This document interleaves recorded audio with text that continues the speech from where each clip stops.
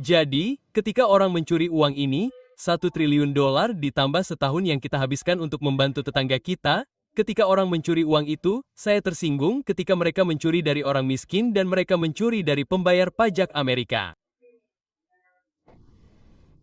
Dan saya menganggap anggota Kongres Omar, anggota Kongres Ocasio-Cortez, anggota Kongres Tlaib, anggota Kongres Presley, saya rasa begitulah namanya. Mereka menyebut diri mereka sebagai pasukan. Saya menganggap mereka sebagai negara yang bodoh, dan kemudian saya mendengar perwakilan Omar berkata, "Oh, Amerika adalah tempat yang mengerikan. Saya ingin sekali menegakkan keadilan, tetapi tidak ada keadilan di sini." Petik 2, dan itu seperti, ya, dia datang ke sini dan kami memberinya makan. Kami memberinya pakaian, dia mendapat kesejahteraan, dia mendapat sekolah, dia mendapat perawatan kesehatan, dan kemudian lihatlah, dia mendapat kehormatan untuk benar-benar memenangkan kursi di Kongres. Dan dia berkata, kita adalah negara. Senator John Kennedy delivered a powerful speech about welfare fraud, arguing that money stolen from public assistance programs hurts both struggling families and American taxpayers. He said the United States spends more than $1 trillion each year helping people in need, but when fraud drains those resources, the people who depend on that support suffer the most. Kennedy pointed to alleged fraud cases in Minnesota and called for stronger oversight, tougher investigations, and serious consequences for anyone proven to have stolen public funds. His message was clear: helping vulnerable people and demanding accountability should go hand in hand. Kesasaran. Jadi ketika orang mencuri uang ini, $1 triliun ditambah setahun yang kita habiskan untuk membantu tetangga kita, ketika orang mencuri uang itu menyinggung saya ketika mereka mencuri dari orang miskin dan mereka mencuri dari pembayar pajak Amerika. Itu sama menyinggung saya.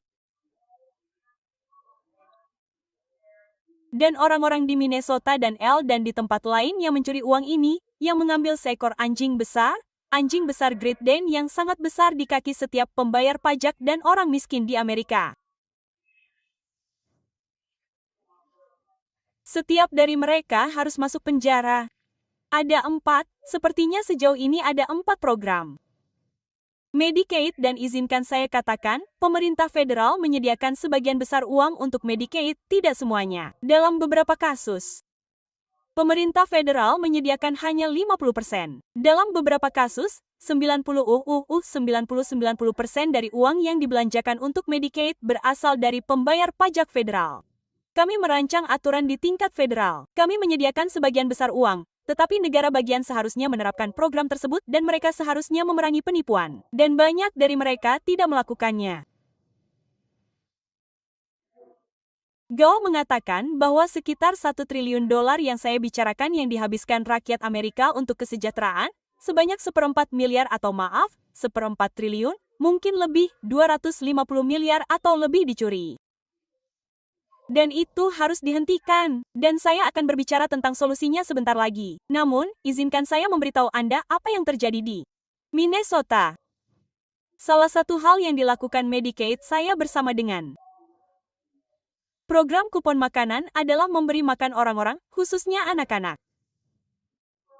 Jadi, apa yang dilakukan para pencuri di Minnesota? Mereka mendirikan perusahaan fiktif ini dan mengajukan permohonan kepada kantor Medicaid Gubernur Tim Walz untuk mendapatkan uang guna dibagikan kepada orang miskin.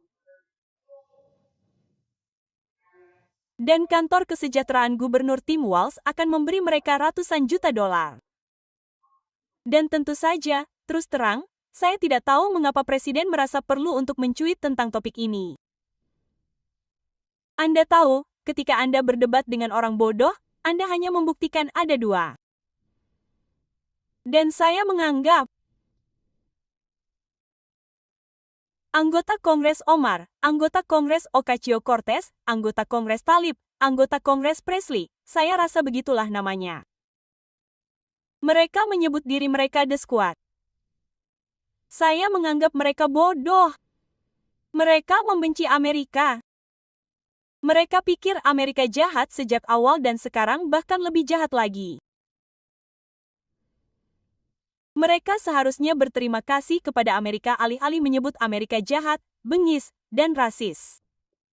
Namun, ini Amerika dan mereka berhak atas pendapat mereka.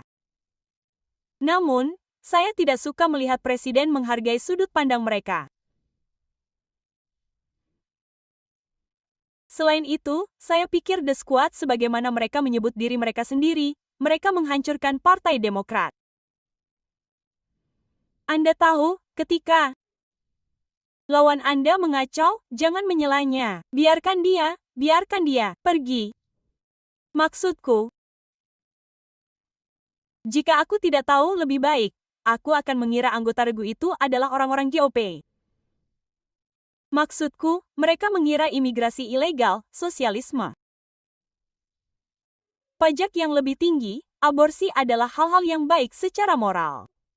Mereka mengira Amerika, Israel, perusahaan bebas adalah hal-hal yang buruk secara moral. Itu bukanlah apa yang diyakini sebagian besar orang Amerika. Dan disitulah posisiku dalam masalah ini. Presiden telah menjelaskan posisinya. Aku berada di kota tempat banyak orang pengungsi yang datang, beberapa dari Somalia, beberapa dari Bosnia. Aku tidak pernah mendengar satupun dari mereka mengatakan bahwa Amerika adalah tempat yang buruk atau tidak menghargai negara kita. Kebanyakan dari mereka bersyukur. Aku pernah bertemu orang-orang yang datang ke sini dari balik tirai besi yang berhasil lolos dari komunisme. Mereka adalah beberapa orang Amerika terbaik yang kita miliki karena mereka sangat menghargai betapa hebatnya negara kita. Dan kemudian aku mendengar perwakilan Omar berkata, "Oh, Amerika adalah tempat yang buruk. Saya ingin sekali menjadi keadilan, tetapi tidak ada keadilan di sini." Dan itu seperti, ya, dia datang ke sini dan kami memberinya makan. Kami memberinya pakaian. Dia mendapat kesejahteraan. Dia mendapat sekolah. Dia mendapat perawatan kesehatan. Dan kemudian lihatlah, dia mendapat kehormatan untuk benar-benar memenangkan kursi di Kongres. Dan dia berkata, kita adalah negara yang buruk. Menurutku itu adalah tindakan yang paling tidak tahu berterima kasih. Jadi, meskipun aku tidak mengatakan kita harus mengirimnya secara paksa kemanapun, aku bersedia menyumbang untuk membelikannya tiket untuk pergi mengunjungi Somalia. Dan menurutku dia bisa melihat dan mungkin belajar sedikit tentang bencana yang terjadi di Somalia, yang tidak mengenal kapitalisme, tidak memiliki hak-hak yang diberikan Tuhan yang dijamin dalam konstitusi, dan memiliki sekitar 7 suku yang berbeda yang telah berperang satu sama lain selama 40 tahun terakhir. Dan mungkin setelah dia mengunjungi Somalia untuk sementara waktu, dia mungkin akan... Kennedy's remarks then expanded into a wider debate over Minnesota's political leadership and the role of elected officials, including Ilhan Omar and members of the Squad. He strongly criticized their political views and argued that government leaders should focus on protecting public resources rather than allowing political pressure to weaken oversight. The central message of the speech was that accountability should apply to everyone, regardless of party or influence. Every dollar lost to fraud is money that cannot reach families, children, and communities that genuinely need help. According to Kennedy, real reform requires transparency, stronger safeguards, and the willingness to confront wrongdoing.